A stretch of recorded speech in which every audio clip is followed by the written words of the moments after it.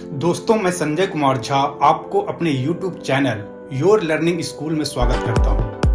आज के इस वीडियो में एक से बढ़कर एक मोटिवेशनल स्टोरीज आपके लिए चुन कर लाया हूं। JRD टाटा और कीमती कलम। आपने JRD टाटा का नाम जरूर सुना होगा। उनका पूरा नाम है जहांगीर रतनजी दादाभाई। ये टाटा समूह के पूर्व अध्यक्ष और भारतीय उद्योग जगत के एक प्रमुख व्यक्तित्व थे। उनकी ईमानदारी, समर्पण और सरलता के किस्से आज भी लोगों के बीच काफी प्रसिद्ध है। एक समय की बात है जब उन्होंने अपनी कीमती पेन खो दी। वे उस पेन को खोजने के लिए पूरी तरह से परेशान और बेचैन थे, क्योंकि वह पेन उन्हें बहुत पसंद थी। जब वो उसे खोज नहीं पाए तो उन्होंने अपने सभी एम्प्लॉय से कहा कि वो इस पेन खोजने में उनकी मदद करें। सारे एम्प्लॉयज यह बात सुनकर काफी हैरान थे कि वो पेन कितनी कीमती होगा, जिसको खोजने के लिए साहब ने सारे एम्प्लॉयज को काम पर लगा दिया, जिसका असर कंपनी के प्रोडक्शन पर भी काफी पड़ेगा। एक एम्प्लॉय से रहा नहीं गया और उसने उनसे पूछने की हिम्मत जुटाई और फाइनली उनसे पूछ ही डाला कि कलम की कीमत क्या है, ताकि हम यह समझ सकें कि उसे कितनी मेहनत से हमें ढूंढना होगा। JRD टाटा ने कहा, कलम की कीमत सिर्फ 1 रुपया है।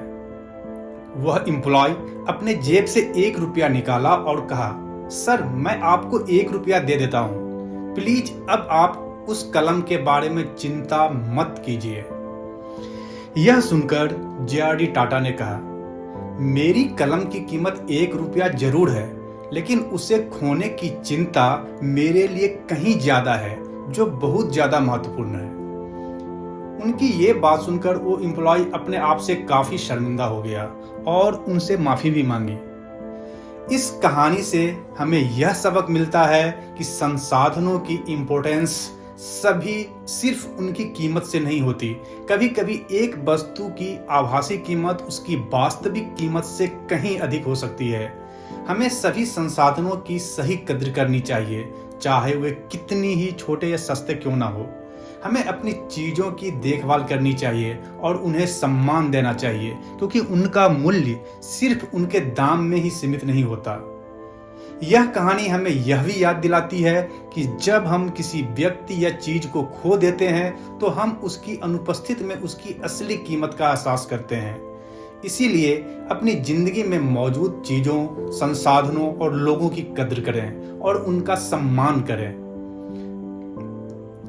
स्वामी विवेकानंद और अहंकारी प्रोफेसर। स्वामी विवेकानंद एक बार एक विद्वान सभा में महत्वपूर्ण टॉपिक के ऊपर भाषण दे रहे थे। एक प्रोफेसर ने उन्हें बीच में रोककर पूछा, स्वामी जी, आपने जो बातें अभी कही है उनमें से आप कितनी बातों को अपनी जिंदगी में उतारी है? सभा में मौन व्याप्त हो गया।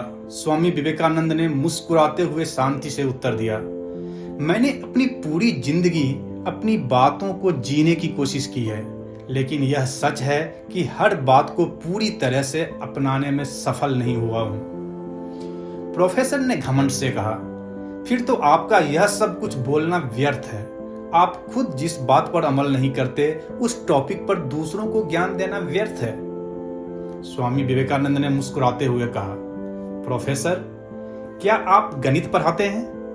प्रोफेसर ने कहा, हाँ मैं गणित पढ़ाता हूं। स्वामी जी ने पूछा, क्या जो आप अपने छात्रों को पढ़ाते हैं उस सभी फॉर्मूलाज और सिद्धांतों को अपने जीवन में उतारा है? प्रोफेसर ने चुपचाप उत्तर दिया, नहीं। स्वामी विवेकानंद ने कहा, तो क्या इसका मतलब यह है कि आपका सब कुछ पढ़ाना व्यर्थ है? आप खुद जो पढ़ाते हैं उसे अपनाते नहीं हैं? यदि हम इसी तर्क का अनुसरण करें तो शायद ही कोई शिक्षक अपनी शिक्षा देने में सफल हो। स्वामी विवेकानंद की इन बातों से प्रोफेसर काफी शर्मिंदगी महसूस कर रहा था और उसने इसके लिए स्वामी जी से माफी भी मांगी। हम सभी अपने जीवन में बेहतरीन आदर्शों और सिद्धांतों को अपनाने का प्रयास करते हैं, लेकिन हमेशा ऐसा होने की आवश्यकता नहीं है कि हम उन्हें पूरी तरह से अपना सकें। यह उन्हें पढ़ाने और उनका प्रचार करने की महत्ता को कम नहीं करता। स्वामी विवेकानंद ने सभा में मौजूद सभी लोगों को प्रेरित किया यह कहानी हमें यह सिखाती है कि किसी भी बात को समझने और उसे अपनाने में एक अंतर होता है। हमें अपने आदर्शों की ओर काम करने का प्रयास करना चाहिए, चाहे हम उन्हें पूरी तरह से प्राप्त ना कर पाएं। गुरु तेग बहादुर और राजा राम। मुगल सम्राट औरंगजेब ने अपने शासनकाल में एक हिंदू धर्म के प्रति कठोरता और कठिनाइयां बढ़ा दी थी। वह हिंदुओं को इस्लाम धर्म में धर्मांतरण करने का प्रयास कर रहा था। कश्मीर के कई हिंदू पंडित इस कठिन स्थिति के चलते परेशान थे। इन पंडितों में से एक राजा राम ने 9वें सिख गुरु तेग बहादुर की शरण में जाने का निर्णय लिया। राजा राम ने गुरु तेग बहादुर से मदद की गुहार लगाई। गुरु ने उनकी समस्या सुनी और फिर उनसे कहा, अपनी आवश्यकताओं को पूरा करने के लिए कई बार हमें बड़े बलिदान देने की आवश्यकता होती है। इस संघर्ष का समाधान करने के लिए एक महान आत्मा की बलिदान की आवश्यकता होगी। राजा राम ने प्रश्न पूछा, कौन होगा वह महान आत्मा गुरुजी? गुरु तेग बहादुर ने उत्तर दिया, मैं ही होऊंगा। इस प्रकार गुरु तेग बहादुर ने अपने जीवन की आहुति का बलिदान का निर्णय लिया। उन्होंने अपने बेटे गुरु गोविंद सिंह को अपने निर्णय के बारे में बताया। उन्होंने अपने बेटे से कहा, बलिदान ही सच्ची सेवा है। गुरु तेग बहादुर ने अगले दिन औरंगजेब के सामने अपना निर्णय साझा किया। उन्होंने कहा कि अगर औरंगजेब उन्हें इस्लाम में धर्मांतरित कर सकता है तो सभी हिंदू भी इस्लाम में धर्मांतरण स्वीकार कर लेंगे, लेकिन अगर वह असमर्थ है तो उसे हिंदुओं को शांति से जीने देना चाहिए। औरंगजेब ने गुरु तेग बहादुर के इस चुनौती को अहंकार के साथ स्वीकार कर लिया, लेकिन वो उनको धर्मांतरित करने में असमर्थ रहा और इस विफलता को स्वीकार नहीं कर पाया। इस विफलता के बाद औरंगजेब ने गुरु तेग बहादुर को क्रूरता से हत्या कर दिया। गुरु तेग बहादुर की बलिदान की कहानी हमें यह सिखाती है कि कभी कभी हमें अपनी मान्यताओं के लिए बड़े बलिदान देने की आवश्यकता होती है। उन्होंने अपने जिंदगी की बलिदान देकर दिखाया कि अपने धर्म और संस्कृति की रक्षा करने के लिए किसी भी सीमा को पार करने की साहसिकता होनी चाहिए। उनकी बलिदानी आत्मा की प्रेरणा ने उनके पुत्र गुरु गोविंद सिंह को भी प्रभावित किया, जिन्होंने बाद में सिख धर्म को एक सशक्त और योद्धा समुदाय में परिवर्तित किया। उन्होंने खालसा की स्थापना की और सिखों को धार्मिक और सामाजिक अन्याय के खिलाफ संघर्ष करने के लिए प्रेरित किया। गुरु तेग बहादुर की जीवनी हमें यह सिखाती है कि सच्ची नेतृत्व की पहचान उसके साहस, बलिदान और अनुशासन में होती है। यह कहानी हमें यह सिखाती है कि अपने मूल्यों के प्रति समर्पित रहना और अन्याय के खिलाफ खड़ा होना यही असली नेतृत्व है। गुरु तेग बहादुर का जीवन हमें यह दर्शाता है कि जब हम अपने आदर्शों के प्रति सच्चे होते हैं तो हम सचमुच में अपने जीवन का अर्थ और उद्देश्य समझ सकते हैं। स्वामी विवेकानंद अमेरिका में। स्वामी विवेकानंद की जिंदगी में एक समय आया जब उन्होंने सोचा कि भारत की संस्कृति, धर्म और ज्ञान को दुनिया के सामने रखने का समय आ गया है। उन्होंने निर्णय लिया कि वे अमेरिका जाएंगे और वहां 1893 में होने वाली धर्म परिषद में भाग लेंगे। यह निर्णय उन्होंने बिना किसी पैसे और आधार के लिए लिया था। अमेरिका जाने की यात्रा कठिनाइयों से भरी थी। विवेकानंद के पास ना तो पर्याप्त पैसे थे और ना ही वे वहां किसी को जानते थे। उनके पास तो न्यायिक आमंत्रण भी नहीं था और ना ही उन्हें वहां के किसी संगठन का प्रमाण था। फिर भी उन्होंने अपने संकल्प को दृढ़ता से पकड़े रखा। विवेकानंद को अमेरिका पहुंचने में कई मुश्किलें आईं, लेकिन उन्होंने हर बार अपनी समस्याओं को हल करने का साहस और आत्मविश्वास दिखाया। जब विवेकानंद विश्व धर्म परिषद में उपस्थित हुए तो उन्होंने अपने उद्घाटन वाक्य अमेरिका के प्यारे भाइयों और बहनों से सबको चौंका दिया। उनकी इस बात ने लोगों के दिलों में उनके प्रति आदर और स्नेह भर दिया। वहां बैठे कोई भी व्यक्ति ताली बजाने से अपने आप को रोक नहीं पाया। पूरा हॉल तालियों की आवाज से गूंज उठा।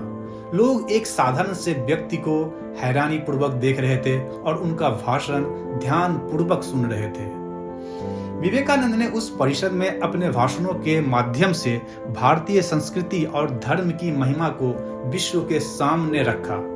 विवेकानंद ने अमेरिका में अपने साहस, संकल्प और आत्मविश्वास के माध्यम से सबको प्रभावित किया। उन्होंने दुनिया को यह दिखाया कि भारत की संस्कृति, ज्ञान और धर्म की महत्ता कितनी अद्वितीय है। स्वामी विवेकानंद की यह कहानी हमें यह सिखाती है कि कठिनाइयों के सामने भी हमें कभी हार नहीं मानना चाहिए। उनकी कठिनाइयों के बावजूद सफलता की ओर अग्रसर होने की इच्छा हमें प्रेरित करती है। उन्होंने हमें यह सिखाया है कि आत्मविश्वास और दृढ़ संकल्प से हम किसी भी लक्ष्य को प्राप्त कर सकते हैं। जीवन में परेशानी। एक बार की बात है, एक आदमी बहुत ही परेशान था। उसकी जिंदगी में बहुत सारी समस्याएं थी। वह हर समय भगवान से शिकायत करता था कि उन्होंने उसकी जिंदगी में इतनी समस्याएं क्यों दी है। एक दिन वह अपनी समस्याओं से बहुत ही परेशान हो गया और उसने भगवान से प्रार्थना की, हे भगवान, मैं जानता हूं कि आप मेरे साथ हैं, लेकिन आप मेरी जिंदगी में इतनी समस्याएं क्यों डालते हैं? क्या मैंने आपका कोई आदेश तोड़ा है? भगवान ने कहा, मेरे प्यारे भक्त, मैंने तुम्हें समस्याओं के साथ नहीं, उन्हें सामना करने की शक्ति के साथ जन्म दिया है। ये समस्याएं तुम्हें मजबूत बनाती है, तुम्हारे आत्मविश्वास को बढ़ाती है और तुम्हें जीवन की असलियत से रूबरू कराती है। आदमी हैरान था। यह सुनकर सब कुछ उसके समझ में आ गई। सोचने लगा कि उसकी समस्याएं वास्तव में उसे मजबूत बनाने के लिए थी, जिसके बारे में उसने कभी इसको इस तरीके से सोचा ही नहीं।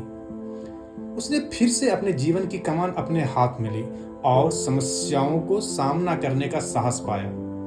उसने समझा कि भगवान चाहते हैं कि वह अपनी समस्याओं से नहीं, बल्कि उनसे निपटने की शक्ति से जीते। उस दिन से वह आदमी अपनी समस्याओं को एक चुनौती के रूप में देखने लगा, न कि एक बोझ के रूप में। उसने समझा कि यह समस्याएं उसे अधिक बलवान और समर्थ बनाती है। यह कहानी हमें यह सिखाती है कि हमें अपनी समस्याओं से डरने की जरूरत नहीं है। हमें उनसे सामना करने की आवश्यकता है, क्योंकि यह समस्याएं हमें जीवन की सच्चाई और हमारी आंतरिक शक्ति के बारे में जागरूक करती है। अगर हम उनसे सही दृष्टिकोण से देखें तो यह समस्याएं हमें अधिक बलवान और समर्थ बनाती है। यही जीवन की सच्ची सीख है। घमंडी कौवा। एक बार की बात है, एक कौवा एक मांस का टुकड़ा मुंह में लेकर उड़ रहा था। उसे देखकर एक गिद्ध ने सोचा कि वह उस मांस का टुकड़ा अपने लिए हासिल कर सकता है। गिद्ध ने एक योजना बनाई। वह कौवे के पास गया और उसकी तारीफें करने लगा।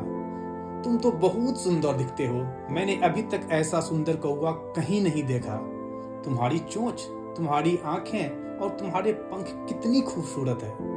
काश तुम्हारी आवाज भी उतनी ही मीठी होती तो तुम सभी पक्षियों के राजा होते। कौवा बहुत घमंडी था। अपनी तारीफें सुनकर वह बहुत खुश हुआ और बोलने के लिए अपने आप को रोक नहीं सका। जैसे ही बोलने के लिए उसने अपना चोंच खोला, मांस का टुकड़ा उसके चोंच से नीचे गिर गया। यही गिद्ध चाहता था और उसे सफलता भी मिल गई। जैसे ही वह मांस का टुकड़ा नीचे गिरा, गिद्ध उसे लपक लिया। कौवे को अपने बेवकूफी पर पछतावा हो रहा था कि वो गिद्ध के चंगुल में किस तरह फंस गया और मांस का टुकड़ा गवा बैठा। इस कहानी से हमें यह सीख मिलती है कि हमें किसी की भी तारीफ के द्वारा अपनी सत्यता और जिम्मेदारियों को नहीं भूलना चाहिए। घमंड में अक्सर हमारी विवेक शक्ति कम हो जाती है और हम अपनी मूल अंजाम को भूल जाते हैं। कौवा अपनी घमंड में भूल गया था कि उसका मुख्य कार्य मांस का टुकड़ा सुरक्षित रखना है, न कि अपनी मीठी आवाजें सुनना। इसीलिए हमें हमेशा सतर्क रहना चाहिए और अपने लक्ष्य को ध्यान में रखना चाहिए, ताकि हम अपने मार्ग से ना भटकें। अन्य लोगों की तारीफ से हम अनावश्यक रूप से प्रभावित नहीं होना चाहिए, खास करके तब नहीं जब वह तारीफ झूठी या चापलूसी की भाषा में की गई हो। हमें अपने आत्मसम्मान और स्वतंत्रता को संभाले रखना चाहिए और अपने जीवन के लक्ष्य की ओर बिना भटके अग्रसर होना चाहिए। जीवन में संतुलन। एक पुरानी बात है, एक गुरु ने अपने शिष्यों को 3 गेंदें दी। उन्होंने उनसे कहा, मैं चाहता हूं कि तुम इन 3 गेंदों को एक साथ हवा में उछालो और ऐसा करो कि कोई भी गेंद जमीन पर ना गिरे। शिष्य बहुत खुश हुए और खेल खेलने लगे। वे बार बार प्रयास करते रहे, लेकिन हर बार कम से कम एक गेंद जमीन पर गिर ही जाती थी। काफी देर प्रयास करने के बाद वो बहुत ही निराश हुए और उन्होंने गुरु से कहा, यह असंभव है, हम इसे नहीं कर सकते। गुरु ने मुस्कुराते हुए कहा, मेरे प्यारे शिष्यों, जीवन भी इसी तरह है। यह 3 गेंदें तुम्हारी व्यक्तिगत जिंदगी, पारिवारिक जिंदगी और पेशेवर जिंदगी को प्रतिष्ठित करती है। तुम्हें उन सभी को संतुलित रखना होगा। यदि तुम किसी एक पर अधिक ध्यान देते हो तो दूसरी गेंद जमीन पर गिर जाएगी। शिष्यों ने इस सबक से सीखा कि उन्हें अपनी जिंदगी के सभी पहलुओं को समझना और उन्हें संतुलित रखना चाहिए। उन्होंने समझा कि जीवन में संतुलन ही सबसे महत्वपूर्ण है। व्यक्तिगत जीवन, पारिवारिक जीवन और पेशेवर जीवन, इन तीनों का अपनी जिंदगी में उचित समय और संसाधन देना अब उनके लिए महत्वपूर्ण हो गया था। यह कहानी हमें यह सिखाती है कि हमें अपनी जिंदगी में संतुलन बनाए रखने की आवश्यकता होती है। हमें अपने सभी कर्तव्यों और जिम्मेदारियों का सम्मान करना चाहिए और उन्हें सही तरीके से निभाना चाहिए। हमारी व्यक्तिगत जिंदगी, पारिवारिक जिंदगी और पेशेवर जिंदगी, इन तीनों का सम्मान करना और उन्हें संतुलित रखना ही असली सफलता है। समस्या का समाधान। एक समय की बात है, 2 यात्री एक सुनसान रास्ते पर चल रहे थे। धूप भी काफी तेज थी और काफी चलने के कारण उन्हें बहुत तेज प्यास लग गई थी। अब वो चारों तरफ पानी की तलाश करने लगे। आसपास पानी नहीं मिलने के कारण वो निराश हो गए थे। तभी उन्हें एक कुआं दिखाई दिया। वो दोनों कुएं के पास दौड़े। वहां पहुंचने के बाद वो दोनों एक बार फिर निराश हो गए, क्योंकि वहां पानी निकालने के लिए उन्हें कोई बाल्टी या रस्सी दिखाई नहीं दिया। एक यात्री तो पूरी तरह से निराश हो गया और उसने कहा, मुझे लगता है कि हम अब ज्यादा देर तक जिंदा नहीं रह सकते, हमारा मरना अब तय है। दूसरे यात्री ने उसे सांत्वना दी और कहा, हार मत मानो, हमें इस मुश्किल की घड़ी में कुछ सोचने की जरूरत है। वह वहां बैठा और सोचने लगा। फिर उसकी नजर एक ढेर मिट्टी पर पड़ी। उसने सोचा, क्या हम इस मिट्टी का उपयोग करके कुएं में उतर सकते हैं? उसने अपने साथी से योजना का विवरण दिया और दोनों ने मिलकर काम शुरू किया। वे मिट्टी के ढेर को अपने दोनों हाथों से कुएं में डालने लगे। धीरे धीरे मिट्टी का ढेर एक किनारे से कुएं से ऊपर उठने लगा और अंततः वे पानी तक पहुंच गए और पानी पीकर अपनी जिंदगी बचाई। मुश्किल की घड़ी में अपने साथी की हिम्मत की वजह से आज वो जिंदा बच पाया। इस कहानी से हमें यह सीखने को मिलता है कि कठिनाइयों का सामना करने के लिए हमें कभी हार नहीं माननी चाहिए। हमेशा समाधान की खोज में रहने से ही समस्याओं का समाधान हो सकता है। इस कहानी में दूसरे यात्री ने अपनी सोच शक्ति और साहस का प्रदर्शन करते हुए अपनी समस्या का समाधान निकाला। उसने अपनी समस्या को एक अवसर के रूप में देखा और अपनी समस्या को हल कर दिया। यह कहानी हमें यह भी दिखाती है कि समस्याओं का सामना करते समय हमें धैर्य और संयम बनाए रखना चाहिए। हमें कठिनाइयों के सामने आत्मविश्वास और आत्मसम्मान को कभी नहीं खोना चाहिए। हमें अपनी समस्याओं को हल करने के लिए सकारात्मक सोच और निरंतर प्रयास करना चाहिए। तालाब में फंसा हाथी। एक समय की बात है, एक हाथी एक बड़े जंगल में रहने के लिए आया। उसने वहां के एक मगरमच्छ के बारे में काफी सुना था, जो एक मिट्टी के तालाब में रहता था। हाथी ने सोचा कि उसे मगरमच्छ से मिलना चाहिए और इसीलिए वह उस तालाब की ओर बढ़ गया। जब हाथी तालाब में पहुंचा तो वह देखा कि तालाब मिट्टी की कीचड़ से भरी थी। 2-3 कदम कीचड़ में आगे बढ़ने के बाद उसे अपने पैर को निकालने में कठिनाई महसूस हुई। वह समझ गया कि अब वह कीचड़ में बुरी तरह से फंस गया है। हाथी ने पूरी कोशिश की लेकिन वह उस मिट्टी के तालाब से बाहर नहीं निकल सका। उसकी स्थिति देखकर अन्य जानवर वहां इकट्ठा हो गए, लेकिन उनमें से किसी के पास उसे बचाने का कोई उपाय नहीं था। अचानक एक छोटी चींटी ने सबसे आगे बढ़कर कहा, मैं उसे बचा सकती हूँ। सभी जानवर हंसने लगे, लेकिन चींटी अपनी बात पर अड़ी रही। वह अपनी मिट्टी के घर की ओर दौड़ी और अपने साथी चींटियों को बुलाया। सभी चींटियां इकट्ठी हुई और वे सब मिलकर काम में लग गईं। वे धीरे धीरे मिट्टी को हाथी के पैर के आसपास से खाली करने लगी। यह कार्य बहुत समय ले रहा था, लेकिन चींटियों ने हार नहीं मानी। उन्होंने अपनी कार्यशैली को बदला और धीरे धीरे वहां की मिट्टी कम होने लगी। इस प्रक्रिया में कुछ घंटों का समय बीत गया, लेकिन अंततः हाथी के पैर मुक्त हो गए और वह धीरे धीरे बाहर निकलने लगा। अब हाथी खुद को धकेल सकता था और वह सफलतापूर्वक तालाब से बाहर निकल गया। उसने चींटियों को धन्यवाद किया और उनकी प्रशंसा की। हाथी को उसकी बड़ी ताकत और आकार के बावजूद छोटी सी चींटी के साहस और समर्पण की आवश्यकता पड़ी थी। यह कहानी हमें यह सिखाती है कि कितनी भी बड़ी समस्या हो, सही समय पर सही सोच और समर्पण से हम उसे हल कर सकते हैं। साथ ही हमें यह भी समझना चाहिए कि कोई भी कार्य या प्राणी छोटा या बड़ा नहीं होता, हर कार्य महत्वपूर्ण होता है। लालच का फल। विनोद एक लालची और स्वार्थी व्यक्ति था। वह हमेशा ढेर सारी दौलत चाहता था और पैसा कमाने के लिए दूसरों को धोखा देने में कभी नहीं हिचकिचाता था। साथ ही वह कभी कभी दूसरों के साथ कुछ भी साझा नहीं करना चाहता था। वह इतना स्वार्थी था कि झूठ बोलकर सब कुछ अपना लेता था। स्वार्थी आदमी की तरह हर छोटी से छोटी बात का हिसाब रखता था। अपने नौकरों को भी वह बहुत कम वेतन देता था और दिन रात काम करने के लिए दबाव डालता था। वह जहां भी जाता दूसरों को धोखा देकर पैसे बचाने के लिए खूब हिसाब लगाता था। एक दिन उसकी एक छोटी सी थैली खो गई, जिसमें 50 सोने के सिक्के थे। वह दिन रात सोने के सिक्कों की थैली खोज रहा था। नहीं मिलने के बाद अपने सारे कर्मचारियों को बैग की तलाश में इधर उधर भेज दिया, लेकिन किसी को बैग नहीं मिला। उसने अपने दोस्तों और पड़ोसियों से अनुरोध किया कि उसने सोने के सिक्के का बैग एक थैला में खो दिया है, अगर किसी को मिल जाए तो उसे सूचित करें। इतने सारे सोने के सिक्के खोने की वजह से विनोद काफी दुखी हो गया था। 2 दिन बाद विनोद के घर के पास रहने वाली एक 10 साल की बच्ची ने अपने पिता को बताया कि उसे एक छोटा थैला मिला है और उसमें 50 सोने के सिक्के हैं। उसका पिता विनोद की जमीन पर मजदूरी का काम करता था। उसने अपनी बेटी से कहा कि यह उसके मालिक विनोद का पैसा है और उसने इसे 2 दिन पहले खो दिया है। साथ ही उसने यह भी कहा कि वह अपने मालिक को यह बैग वापस कर देगा। वह बहुत गरीब था और चाहता तो सोने के सिक्के को अपने पास रख सकता था और बैग मिलने की बात छिपा सकता था।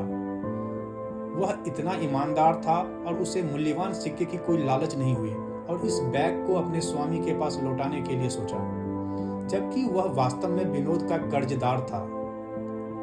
उसने कुछ सोचे बिना इस बैग को अपने मालिक विनोद को वापस दे दिया और उससे कहा कि वह जांच करें कि इस बैग में 50 सोने के सिक्के हैं या नहीं। सिक्के पाकर विनोद अंदर ही अंदर बहुत खुश हुआ कि उसे अपना खोया हुआ धन वापस मिल गया, लेकिन अपने लालची स्वभाव के कारण उसने एक चाल चलने का फैसला किया। वह अपने मजदूर पर जोर से चिल्लाते हुए कहा, जिससे कि वहां आसपास के सारे लोग सुन सके, इस थैले में 75 सोने के सिक्के थे और तुमने मुझे केवल 50 वापस किए। बाकी के 25 सिक्के कहाँ हैं? क्या तुमने उसे चुरा लिया है? यह सुनकर मजदूर हैरान रह गया और उसने अपने मालिक से गुहार लगाई कि उसकी बेटी को जो कुछ मिला था वो सारा का सारा उसे वापस कर दिया है। लेकिन लालची विनोद ने इसे स्वीकार नहीं किया और उसने सही निर्णय लेने के लिए इस मुद्दे को अदालत में ले जाने का फैसला किया। जज ने दोनों पक्षों को सुना। उन्होंने मजदूर की बेटी और मजदूर से मिले बैग और सिक्कों की संख्या के बारे में पूरी तरह से जांच पड़ताल कर ली और उन्होंने आश्वासन दिया कि इस बैग में केवल 50 ही सोने के सिक्के थे। उन्होंने विनोद से जिरा की और विनोद ने जवाब दिया, जज साहब, मेरे बैग में 75 सोने के सिक्के थे और अब मजदूर ने मुझे केवल 50 ही वापस किए हैं। उसने मेरे 25 सिक्के चुरा लिए हैं। जज ने पूछा, क्या आपको यकीन है कि आपके बैग में 75 सिक्के थे? तो विनोद ने जवाब दिया, जी हाँ। उसके बाद जज साहब ने अपना निर्णय दिया। क्योंकि विनोद ने 75 सोने के सिक्कों का एक बैग खोया था, जबकि लड़की को जो बैग मिला है उसमें केवल 50 सिक्के थे, जो विनोद का नहीं हो सकता। इसीलिए यह साबित होता है कि यह किसी और के द्वारा खोया हुआ बैग था। इसके अलावा अगर किसी को 75 सोने के सिक्कों का बैग मिलता है तो मैं घोषित कर दूंगा कि वह बैग विनोद का ही होगा। इसके अलावा 50 सिक्कों के बैग के खो जाने का कहीं से कोई शिकायत अभी तक नहीं है। इसीलिए मैं लड़की और उसके पिता को उनकी ईमानदारी की सराहना के प्रतीक के रूप में उन 50 सिक्कों के बैग लेने का आदेश देता हूँ। मजदूर काफ़ी हैरान था और खुश भी था, क्योंकि उसका मालिक विनोद लोभ से उसे फंसाने की कोशिश किया और खुद ही अपनी जाल में फंस गया। विनोद को भी अब अपने किए पर काफी पश्चाताप हो रहा था और अब वो ईमानदारी की जिंदगी जीने के लिए संकल्पबद्ध हो गया। इस कहानी से हमें यह सीख मिलती है कि ईमानदारी को हमेशा पुरस्कृत किया जाता है और लालच को हमेशा दंडित। दोस्तों, अगर यह वीडियो आपको अच्छा लगा हो तो इसे लाइक जरूर करें और साथ ही मेरा चैनल को अभी तक सब्सक्राइब नहीं किया है तो प्लीज अभी कर लें। धन्यवाद।